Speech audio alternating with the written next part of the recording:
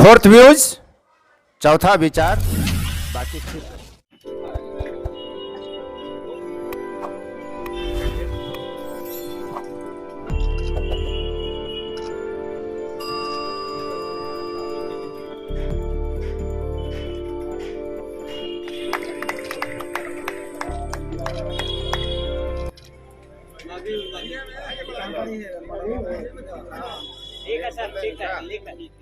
आज बड़ी सौभाग्य की बात है कि जय हम सम्राट अशोक वहां थी जो पूरे देश पर राज करके थी, अखंड राज करके थी, कहीं कुछ लाभ लपेट में हलाई।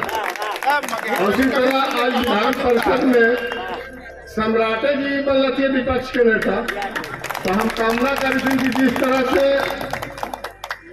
सम्राट अशोक पूरे देश पर आज अफगानिस्तान, बांग्लादेश सब है, सब एक सूत्र में बांध करके अखंड राज की, उसी तरह से सम्राट भैया भी अखंड राज करे और भाजपा को आगे बढ़ाए। सम्राट अशोक जी के इस देश में बहुत बड़ी योग्यता रही है। वो सांस्कृतिक भी थे, धार्मिक भी थे और एक वीर योद्धा भी थे। उन्होंने दरिद्रों को, गरीबों को जब तक 1000 आदमी का भोजन नहीं कराते थे तब तक भोजन भी न करा थी। और कलिंग की लड़ाई के बाद इतना खून खराबा होले कि फिर वो बहुत धर्म में चल गए थे और शिक्षा के क्षेत्र में भी काम करता थी। अब हम चाहेंगे कि अगला वक्ता बोलती। धन्यवाद। विधान पार्षद दिलीप सिंह जी ने सागर में गागर भरने का काम किया है। 2 मिनट में आप सभी मंच पर आ जाइए। मुकेश मिश्रा जी, चयनित युवा संघ के अध्यक्ष, नीरज पांडे जी, मुन्ना दुबे जी, सतीश पाठक जी, धीरज पाठक जी, भास्कर तिवारी जी, आप सभी, सुनील दुबे जी, जितने जल्दी आप सभी मंच पर। समय के अभाव है, आप सामाजिक कार्यकर्ता हैं तो समय के परखिए, समय बहुत बहुमूल्य है। हम सभी के माननीय नेता के और आगे के कार्यक्रम में जाना है। जिस तरह से हम बैठ के यहाँ इंतजार कर रहे हैं, आगे भी इसी तरह से वहाँ के लोग इंतजार कर रहे होंगे। पिंकी कुशवाहा, प्रदेश उपाध्यक्ष। सम्राट अशोक महान चक्रवर्ती राजा थे, जिन्हें हम नहीं, आप नहीं, पूरा देश लोहा मानता था, जिन्होंने अखंड भारत की परिकल्पना की। ऐसे महान शासक जो हमारे राजा थे, उनकी अगुवाई में देश निरंतर आगे बढ़ा है मित्रों। और आज हम सम्राट अशोक के स्तंभ को, जो हमारे पूर्वज जो इतिहास के पन्नों में खो गए थे, हम कहीं न कहीं उन्हें याद करने का काम किए हैं। एक ऐसा नेता, एक ऐसा नेतृत्व करता जिसके आंखों में चमक, जिसके माथे पे ललक, जिसकी वाणी में ओजस्विता, आज ऐसे नेता और नेतृत्वकर्ता के रूप में फिर पुनः सम्राट अशोक की तरह आज चारों ओर उनका परचम लहरा रहा है मित्रों। आप यहाँ जितने जनमानस यहाँ बैठे हुए हैं, हम सभी लोग आग्रह करने के लिए आए हैं कि आप हमारे नेता और नेतृत्वकर्ता की अगुवाई में उनकी हाथों को मजबूती प्रदान करें। और हमारे मंच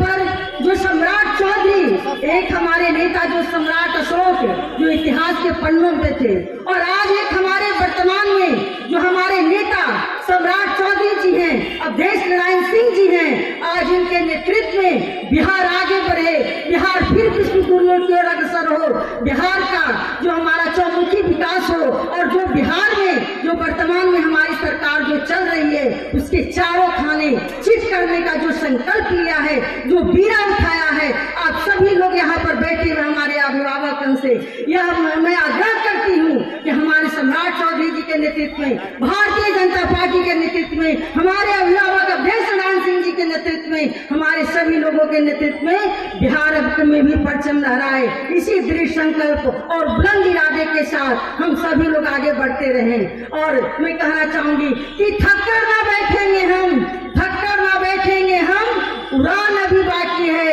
अभी तो झांकी देखी है मथुरा और काशी की और राम मंदिर की, बहुत सारे ऐतिहासिक काम करने अभी बाकी हैं, करने अभी बाकी है मित्रों। धन्यवाद। परिषद के पूर्व कार्यकारी सभापति भी रहे हैं माननीय अवधेश नारायण जी, कृपया आप अपनी बात हम सब लोग भी रखें।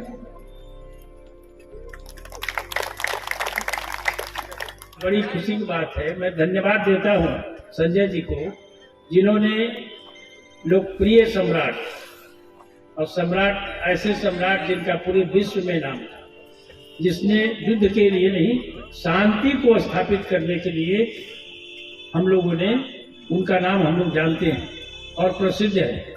और ये इस धरती ने वही किया है, मगध की धरती ने युद्ध को नहीं बुद्ध को दिया है, इसलिए हम बराबर इसको याद करते हैं। एक शिक्षक का सेमिनार है, माननीय सभी शिक्षक लोग आए हुए हैं, समय 8 बजे से ही लोग बैठे हुए हैं, तो टेलीफोन आ रहा है कि आप आइए, तो वहाँ जाना है।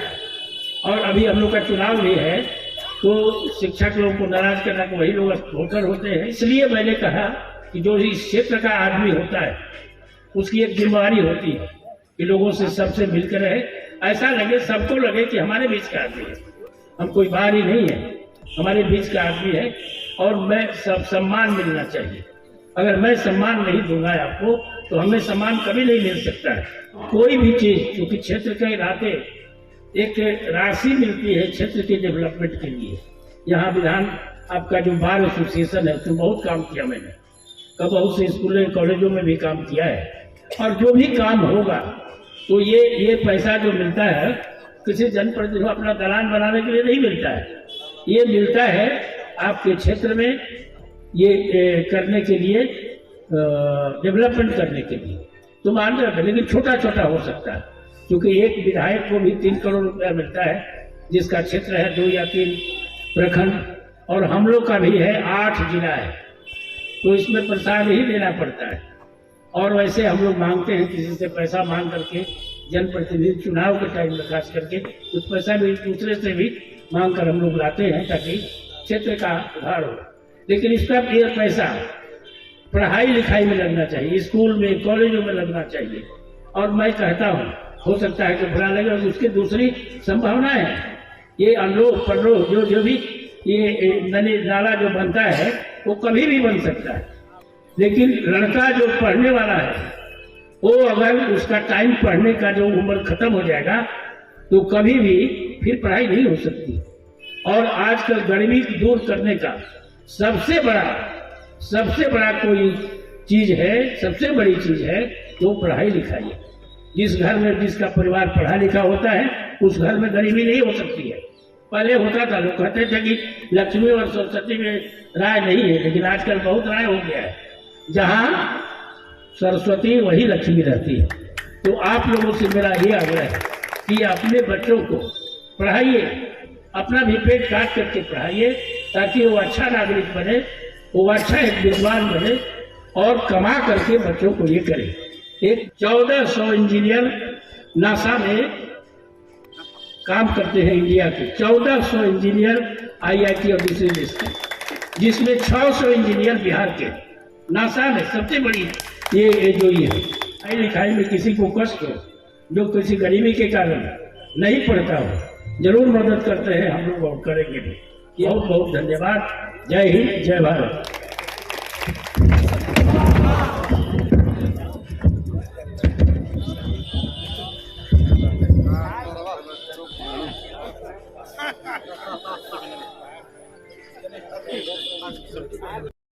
फोर्थ व्यूज, चौथा विचार।